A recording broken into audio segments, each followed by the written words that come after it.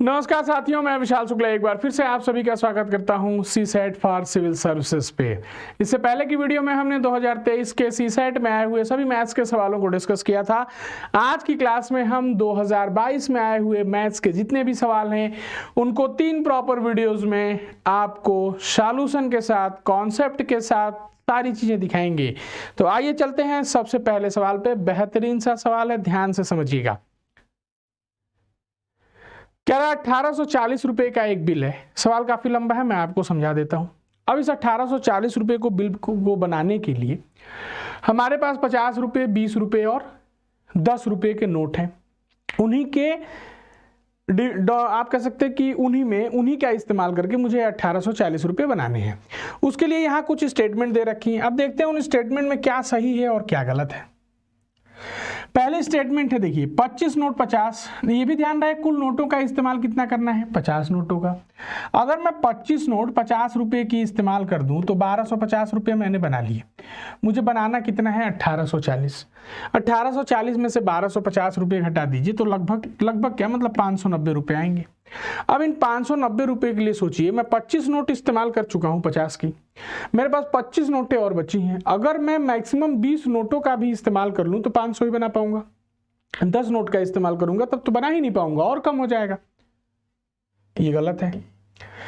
कह रहा 35 नोट इस्तेमाल कर लीजिए 20 का, तो 700 रुपए बन गए। चलिए अब मेरे पास अभी बनाने हैं कितने, लगभग 1140। कह रहा है मान लीजिए 35 नोट इस्तेमाल के लिए 15 बची हैं। अगर 15 में 50 नोटों का भी इस्तेमाल कर लूंगा तो 750 रुपए बना पाऊंगा। तो इसका मतलब ये भी गलत है। कह रहा है 20 नोट 10 का ले लीजिए। चलिए 20 नोट ले लिए 10 रुपए का, 200 बना लिए। अब बची है 30। अगर मैं 30 50 का ले लूं, सोचिए तो 1500 बना, तो 1700 ही हुआ। 1840 तो पहुंच ही नहीं पा रहे। तो यहाँ तीनों ही स्टेटमेंट गलत है। हालांकि पूछा भी हमसे यही है, कहा कौन सा कथन सही नहीं है, तो ऑप्शन डी सही हो जाएगा। यहाँ कोई भी सही नहीं है, बहुत ध्यान से देखना है। कह रहा which number amount is the smallest, छोटी संख्या कौन सी है। देखिए जब भी हम घातांक की बात करें, इंडाइसेस की बात करें, जब भी ऐसे सवाल हो जिसमें इंडाइसेस को कंपेयर करना हो, तो ध्यान रखिएगा हमेशा जो पावर होती है इसका हम HCF ले लेते हैं। जिससे क्या होगा कि सबकी पावर एक तरीके से सेम कर लें तो जो बेस बड़ा होगा वो इंडाइस बड़ी हो जाएगी, वो घातांक क्या होगा, बड़ा हो जाएगा। अब चूंकि आप यहां देख पा रहे हैं, देखिए ये 2 की पावर 2 है तो ये तो खुद ही 2 की पावर 36 हो गया। ये 2 की पावर 3 है तो ये भी 2 की पावर 36 हो गया। ये दोनों तो आपस में बराबर हो गए। ये 2 की पावर 40 है, मतलब ये तो बड़ा हो गया इन दोनों से। अब हमारी तुलना इसमें और इसमें होनी चाहिए थी। मैंने आपको क्या बताया, देखिए 2 की पावर 36, 3 की पावर 21। अब इसका बेस छोटा है, पावर बड़ी है, इसका बेस बड़ा हो गया, पावर छोटी। उस केस में क्या लेते हैं भाई, HCF लेते हैं। ठीक है, तो 36 और 21 में कौन सी ऐसी बड़ी संख्या है जो कॉमन है, 3 है। तो इसको मैं लिख सकता हूं, देखिए 2 की 12 की पावर 3, 36 भी बनाना है। यहां मैं लिख सकता हूं 3 की पावर 7 की पावर 3। देखिए दोनों की पावर हमने सेम कर ली। अब जो बेस बड़ा होगा वो बड़ा हो जाएगा, जो छोटा होगा वो छोटा हो जाएगा। तो आपको ऐसे भी दिख रहा होगा, देखिए 2 की पावर 12 की बात करें तो ये 4096 होती है, 4096। 3 की पावर 7 2187 होती है, मतलब ये वाली छोटी है। तो हमारी सबसे स्मॉलेस्ट जो इंडाइस होगी वो कौन सी होगी, 3 की पावर 21 होगी। ऑप्शंस पे ना जाइएगा, ऑप्शंस आंसर हमारा क्या होगा, 3 की पावर 21। तो ध्यान रखिएगा। देखिए काफी बेहतरीन सवाल है। कह रहा है एक्स और वाई है 300 मीटर लंबे वृत्तीय मार्ग पे दौड़ते हुए 3 किलोमीटर की दौड़ लगा रहे हैं। सही है। इनकी स्पीड का रेशियो दे रखा है 3:2। अगर ये एक साथ एक ही दिशा में दौड़ रहे हैं तो कितनी बार पहला आदमी दूसरे आदमी के पास से गुजर जाएगा। दौड़ शुरू करने की स्थिति मतलब जो पहली बार चालू किए हैं उसको काउंट नहीं किया गया। चलिए कोई बात नहीं। देखिए अगर ये 3 किलोमीटर का मतलब 3000 मीटर हुआ। अब इनकी स्पीड 3:2 है। बहुत ध्यान से समझिएगा, अगर ये 3 राउंड दौड़ेगा तो ये 2 राउंड दौड़ेगा। यहीं से समझ में आ गया कि 3 किलोमीटर, देखिए अगर ये 3 राउंड दौड़ रहा होगा तो ये 2 ही राउंड दौड़ रहा होगा। या आप ऐसे सोचिए, अगर ये 300 मीटर दौड़ रहा होगा तो ये 200 मीटर दौड़ रहा होगा। क्लियर है। सोचिए अगर ये 900 मीटर दौड़ रहा है तो ये 600 मीटर दौड़ रहा है। तो अगर 3 किलोमीटर इसका 3 गुना कर दूं, अगर ये 2700 मीटर दौड़ रहा होगा तो उस केस में ये 1800 मीटर ही दौड़ा होगा। सोचिए ये 3 राउंड चला गया, अभी ये 1800 पे ही है, ये तो अभी दौड़ेगा ही, लेकिन अब ये दोबारा दौड़ेगा तो इसको क्रॉस नहीं कर पाएगा ना, क्योंकि 3 किलोमीटर तो पूरा हो जाएगा। तो कितनी बार क्रॉस करेगा भाई? 3 बार क्रॉस करेगा। कह रहा 150 प्रतियोगी वाली किसी शतरंज टूर्नामेंट में जब जब कोई खिलाड़ी बाजी हारता है उसे बाहर कर दिया जाता है। यह निश्चित किया गया है कि कोई भी बाजी मतलब गेम ड्रा या टाई नहीं होगा। अब इस टूर्नामेंट में कितनी बाजियां खेली गई? देखिए एक तो तरीका है, मैं इसको पूरा डिटेल में लिख दूं, जैसे क्या देखिए 150 बाजियां हैं। आप सोचिए ना, मतलब कहने का मतलब लास्ट में पूछा भी यही है, ऊपर लिखा है 150 प्रतियोगी है, मतलब ये खिलाड़ियों की संख्या है, हमें नंबर ऑफ टूर्नामेंट्स निकालने हैं, कई राउंड में मैच होते हैं। सोचिए अगर मैं 150 में मान लूं 75 लोग बाहर हो गए, तो 75 लोग मतलब 75 मान लीजिए 150 मैच खेले गए, उसमें ड्रा तो करना नहीं है, मतलब ड्रा। अब 75 का आधा मान लीजिए 37 बाहर हो गए, 37 बच गए। 37 या 37 क्यों, 38 बच जाएंगे। 38 का आधा देखिए 19 बाहर हो गए, तो यहाँ 19 बच गए। अब जिसका आधा हो रहा होगा उसका तो आधा करेंगे, जिसका नहीं हो रहा होगा उसमें कम लेना पड़ेगा। 19 का आधा, अब यहाँ 9 हो गया तो यहाँ 10 ही होगा। फिर 10 में से 5 बाहर हो गए तो 5 बच्चे होंगे। आप सोचिए 5 का आधा नहीं होगा, 2 होगा तो 2 बच्चे होंगे। फिर 2 का आधा 1 होगा। तो जब आप इनको जोड़ेंगे तो मैं आपको बताऊं ये एक वो मैच जो है ना, जो वो एक टाई होने वाला, बस उसको घटा दीजिए तो 150 - 1 आंसर कितना आ जाएगा? ऑप्शन सी सही है, 149। हाँ एक बार फिर से देख लीजिए, कोई दिक्कत नहीं है, ठीक है। देखिए जिसका आधा हो रहा होगा आधा करिएगा, जिसका नहीं हो रहा होगा तो उसका तो 75 का आधा 37.5 पॉइंट में तो मैच होंगे नहीं। कह रहा 3 डिजिट की संख्या है बिना रिपीटिशन के and there such is digit is an odd number, और डिविजिबिलिटी भी 5 से चेक करनी है। सोचिए डिविजिबल भी 5 है, 3 ही डिजिट का नंबर है, तो देखिए 3 डिजिट के नंबर में सब ऑड नंबर भी होने चाहिए, ऐसा भी कहीं लिखा है? हाँ कह रहा है इस digit is an odd number. तो ऑड का मतलब आप समझ रहे हैं ना, इस्तेमाल किसका कर सकते हैं अपन? 1 3 5 7 9, 1 3 5 7 9 का इस्तेमाल कर सकते हैं। केवल 3 ही डिजिट का नंबर है, 5 से डिविजिबिलिटी का मतलब समझ रहे हैं, या तो लास्ट में 5 हो या तो 0 0 लिख नहीं सकते। मतलब अब ये 5 यहाँ फिक्स हो गया, तो हमें इस्तेमाल करना पड़ेगा किसका? 1 3 7 और 9 का, 1 3 7 9 का। अब मैं आपको एक चीज दिखाऊं, देखिए 135 कटेगा, अभी 1 मिनट, 135 175 कटेगा, 195 कटेगा। देखिए 115 नहीं लिख सकते, रिपीटिशन नहीं होना चाहिए। 135 3 7 9 का इस्तेमाल हमने कर लिया। 155 भी नहीं लिख सकते हैं, ध्यान रखिएगा। ऐसे ही देखिए फिर एक संख्या के कारण 3 बन रहा है, तो 5 छोड़ के संख्याएं कितनी हैं? कुल 4 हैं, तो कितने कॉम्बिनेशन बनेंगे? 12। जैसे 3 वाले में जब जाएंगे तो 315 बनेगा, 375 भी बनेगा, 395 भी बनेगा। बात समझ पा रहे हैं? तो ऐसे कॉम्बिनेशन कितने बन जाएंगे? टोटल 12 कॉम्बिनेशन बन जाएंगे। देखिए बढ़िया सा सवाल है, कह रहा है कि क्या दिए गए प्रश्न में एक कथन दे रखा है कि x पूर्णांक है, x इज इंटीजर, कोई वैल्यू ले लेते हैं, चलिए x मान लिया हमने 2 है। अब क्या कह रहा है कि x/3 पूर्णांक नहीं है। देखिए 2/3 कहाँ पूर्णांक है? नहीं है, सही बात है। दूसरा कह रहा है 3x पूर्णांक है, बिल्कुल हमने 2 लिया था, 2 में 3 का गुणा कर दें 6 पूर्णांक है, बिल्कुल सही बात है। अब सवाल में क्या कह रहा है? कह रहा है अब इसके हिसाब से हमको आंसर देना है। क्या कह रहा है कि x/3 इज नॉट इंटीजर, सही बात है। दूसरा ये भी सही बात है। तो यहां देखिए कह रहा है बोथ स्टेटमेंट आर करेक्ट। लेकिन एक चीज ध्यान रखिए, क्या दूसरी से ये पहले को कोई अंतर पड़ रहा? मान लीजिए मैं x की वैल्यू 2/3 ले लूं तो ये तो पूर्णांक नहीं है, सही हो जाएगा। ये 2/3 इंटू 3 कैंसिल, फिर भी पूर्णांक बन जाएगा, तो सही दोनों हैं। लेकिन इसकी वजह से ये सिंप्लीफाई नहीं हो रहा, मतलब ये अकेले सफिशिएंट नहीं है कि इसके बारे में भी बता सके। तो ऑप्शन कौन सा सही हो जाएगा? डी सही हो जाएगा। देखिए बहुत ही छोटा सा सवाल है, परसेंटेज बेसिक टॉपिक। कहा कि वस्तु की कीमत में 25% की वृद्धि हो गई। चलो भैया 100 से 125 हो गया। कहा 20% घटा दीजिए, चलिए 20% घटा दें। 125 का 10% कितना होता है? 12.5। 20% कितना होगा? 25। कितना पहुंच गए आप? फिर 100 पे पहुंच गए। कहा 10% बढ़ा दो, फिर आप कहाँ पहुंच गए? 110 पे पहुंच गए। 100 से आप कहाँ पहुंच गए 110 पे। फाइनली इंक्रीमेंट कितना हुआ 10 का। यही तो पूछा था आपसे। सीसेट नहीं आएगी बाधा, नहीं बनेगा ये रोड आरडीएम बनने में 2024। कह रहे ABCD और इस प्रकार व्यवस्थित किए जा रहे हैं कि A और B के बीच यथा तथ्य 2 वर्ड है। A और E के बीच में 2 वर्ड है। अब क्या क्या कॉम्बिनेशन बन सकता है देखिए। A कुल 5 ही है, 1 2 3 4, एक और बना होगा।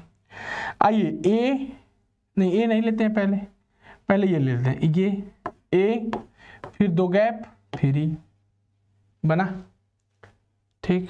आइए और क्या ले सकते हैं, 1 2 नहीं, ये नहीं बन सकता।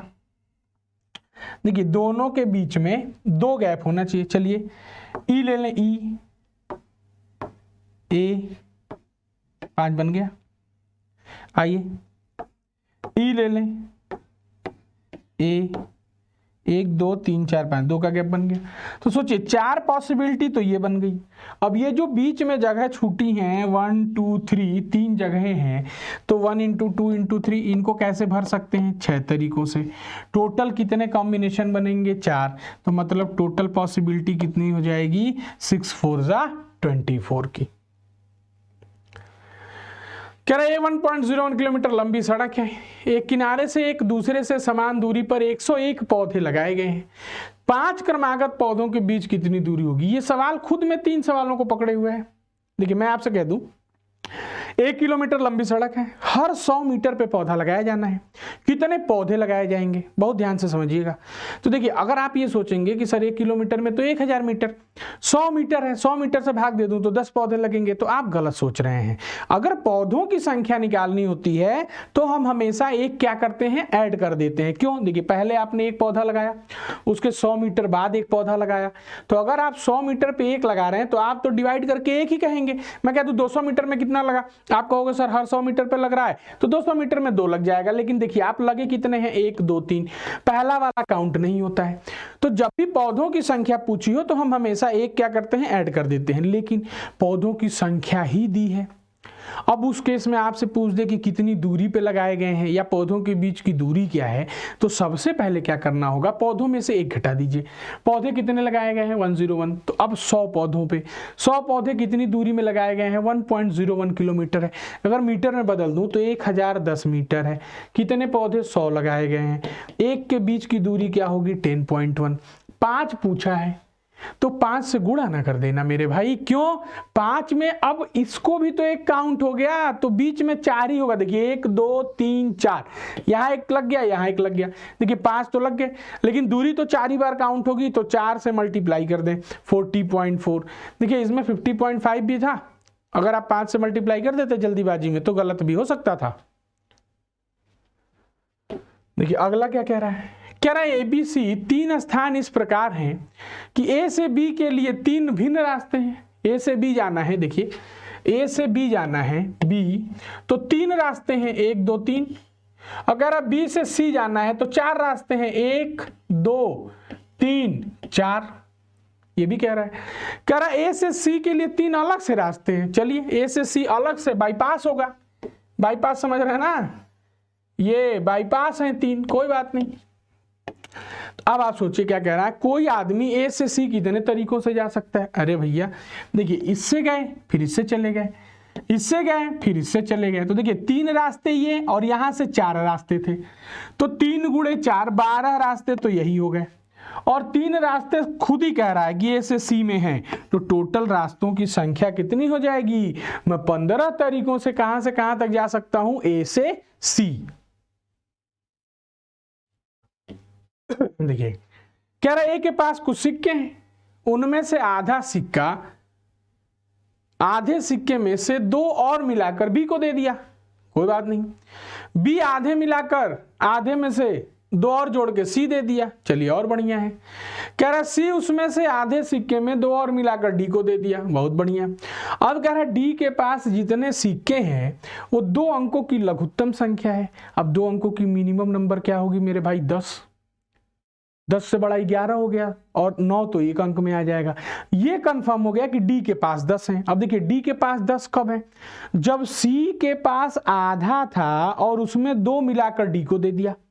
तो देखिए डी के c/2 + 2 की वैल्यू डी के बराबर है 10 है। तो यहां से c की वैल्यू क्या होगी, 10 - 2 8 × 2 16। अब ये C के पास है, कब है, जब B ने आधा करके और 2 जोड़ दिया। 16 में से 2 घटा दीजिए 24, 24 दूनी 48। अब B के पास 48 कब बचे ये भी देखिएगा, सॉरी 14 दूनी 28, जब A ने आधा दे दिया और 2 जोड़ के। 28 में से 2 घटा दीजिए 26, और A के पास शुरू में 26 × 2 कितने रहे होंगे 52। तो थोड़ा सा आपको दिमाग लगाना है, बहुत थोड़ा सा। सीसेट बहुत है आसान, सीखिए सीसेट बाबा से। अब देखिए क्या कह रहा है, कह रहा है कि x सप्ताह में x दिन होंगे, उसमें x घंटे होंगे और उसमें मिनट कितने होंगे, केवल कैलकुलेशन। क्यों, ये भैया x सप्ताह है, एक सप्ताह में 24 दिन, तो x सप्ताह में x × 24 दिन, मतलब 7 दिन भैया, एक सप्ताह में 7 दिन, तो x × 7। अब एक दिन में 24 घंटा, तो इतने दिन में ये घंटा हो गया।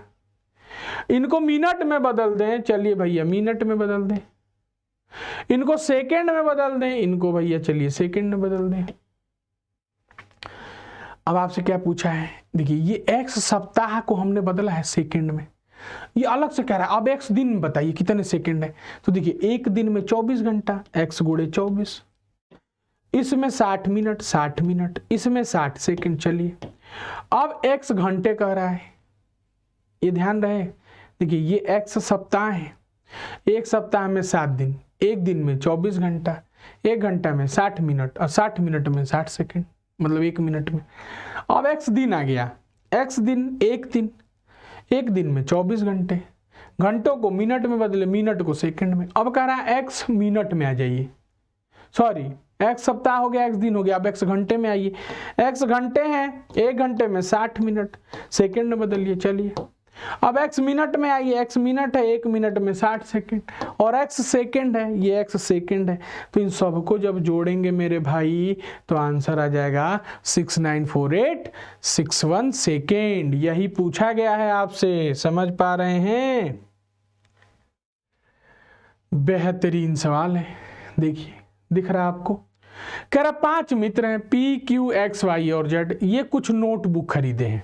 अब नोटबुक की सूचनाएं क्या क्या दे रखी हैं, ध्यान से देखिए।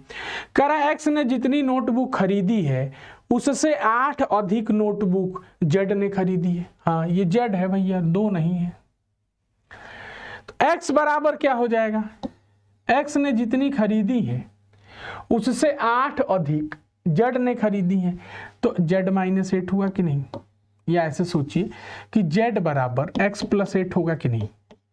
भाई x ने जितनी खरीदी है उससे 8 ज्यादा Z ने खरीद ली है। चलिए P और Q ने मिलकर 21 खरीदी है, P और Q ने मिलकर भैया 21 खरीद ली। चलिए कह रहा P ने जितनी नोटबुक खरीदी है, यहां अंतर है ध्यान रखिएगा, Q उससे 5 कम खरीद के ले आया, Q 5 कम खरीद के ले आया P से, तो Q बराबर P - 5।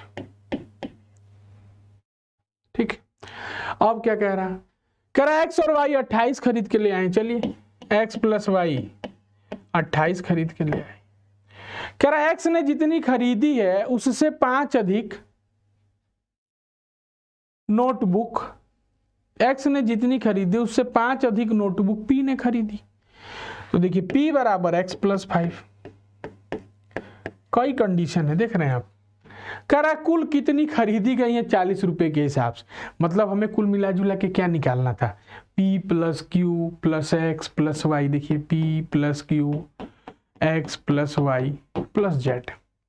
P + Q 21 पहले से है, चलिए X + Y 28 पहले से है। अब मेन गेम किसका फंस रहा है, Z का। Z बराबर x + 8 है, तो z की जगह पे क्या लिख देंगे x प्लस 8, या x की जगह पे क्या लिख सकते हैं z माइनस 8। देखिए x की जगह पे क्या लिख सकते हैं z माइनस 8, यहाँ भी लिख सकते हैं z माइनस 8। तो ये p बराबर क्या हो जाएगा z माइनस 3। एक इक्वेशन यहाँ से बनी हुई है। टोटल किताबें हो जाएंगी मेरे भाई 28 और 21 और 19, 8 2 16, 65 किताबें हो गई। इनको हल कर लीजिए। अब कह रहा है 40 रुपए के हिसाब से खरीद दीजिए। तो 40 रुपए के हिसाब से खरीद लो। 65 गुणे 4 260, 2600 रुपया है ऑप्शन में, बिल्कुल सही। तो 49 और 6 55 और 10 65, सही है। ठीक है, बस इन्हीं को हल करना था। कह रहा व्यक्ति एक एक्स है जो 6 कलम खरीद रहा है ABCD, 6 कलमों को कुछ कलमें हैं ABCD E और F में बांटना चाहता है। कह रहा A को मिली कलमों की संख्या B को मिली कलमों संख्या की 2 गुनी है, ध्यान समझिएगा। C को मिली कलमों की संख्या की 3 गुनी है। D को मिली कलमों की संख्या 4 गुनी, E को मिली कलमों की संख्या 5 गुनी, F को मिली कलमों की संख्या 6 गुनी। मतलब 1 2 3 4 5 6 होगा। इसका LCM क्या होगा 120 होगा। एलसीएम पे जाइए, रेशियो बनाएंगे तो गलती क्या होगी बताऊं। देखिए जैसे आप लिख लिए ABCD, अब यहाँ A को कह रहा है कलमों की संख्या B की 2 गुनी है, तो आप 2:1 करेंगे।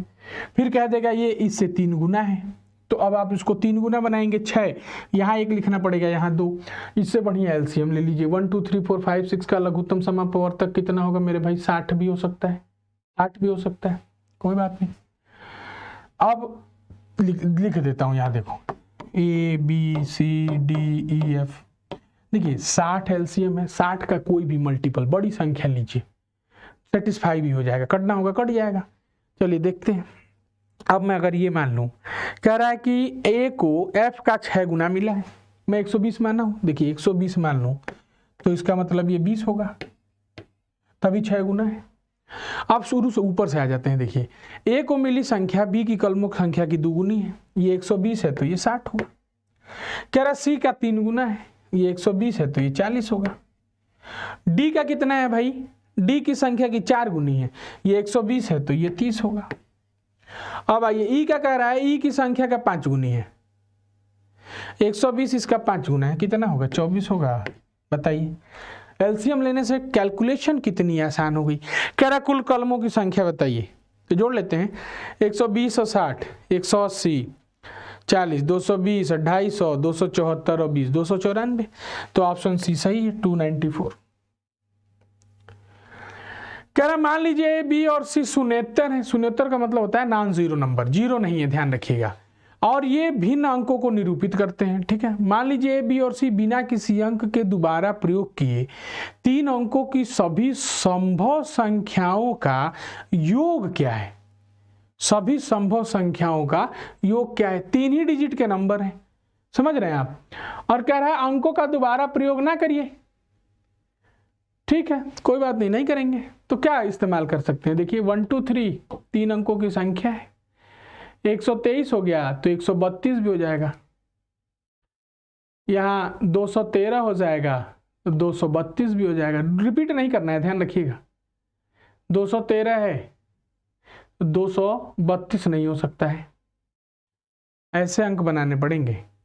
123 हो गया, 132, रिपीट ना हो। 213 223 नहीं लिख सकते हैं, 232 नहीं लिख सकते हैं, 312 तो लिख सकते हैं, 231 भी लिख सकते हैं, 231। रिपीट नहीं होना चाहिए। 321 भी तो लिख सकते हैं, 321। कह रहा है कि इनको the 4 digit least value of consider the following statement. क्या क्या स्टेटमेंट है। कह रहा है एक्स का 4 अंकीय लघुत्तम मान। अच्छा एलसीएम लघुत्तम मान मतलब जोड़ दे इनको, तो जोड़ दीजिएगा, क्या दिक्कत है। तो 123 32 है तो 13 32 पे जाएगा, 32 है ऑप्शन में है, सही बात। कह रहा 3 अंकी महत्तम मान मतलब HCF। HCF कहाँ है इसमें निकल पाएगा, और वो भी ट्रिपल एट HCF कहाँ से हो पाएगा, ये गलत है। तो पहला ऑप्शन केवल सही है, ध्यान रखिएगा। लघुत्तम मतलब LCM होता है। ठीक है, कह रहा एक संख्या आधारित ताला है, ध्यान रखिएगा। ताला। अब इस पे पासवर्ड बना दिया गया है। कह रहा है पिन में 1 से 7 तक अंक है, कोई अंक दोबारा नहीं आता है, ना आए। पिन के अंक बाएं से दाहिने की तरफ घटते हुए क्रम में है, ये भी बात सही है। पिन के किन्हीं दो अंकों के बीच कम से कम 2 का अंतर है, कम से कम 2 का डिफरेंस होगा। अधिकतम कितने प्रयासों से पिन का निश्चित पता लगाया जा सकता है। तो देखिए ये हमारा पार्ट 1 था 2022 का। ये जो सवाल है यहाँ से हम अगली क्लास की शुरुआत करेंगे पार्ट 2 में, फिर हमारे 2 पार्ट में पूरे मैथ्स के क्वेश्चन कवर हो जाएंगे। ठीक है, चलिए तो बने रहिए हमेशा सीसैट फॉर सिविल सर्विसेज के साथ, सीसैट बाबा के साथ। कभी नहीं आएगा रोड़ा DM बनने में। ठीक है, बहुत बहुत धन्यवाद।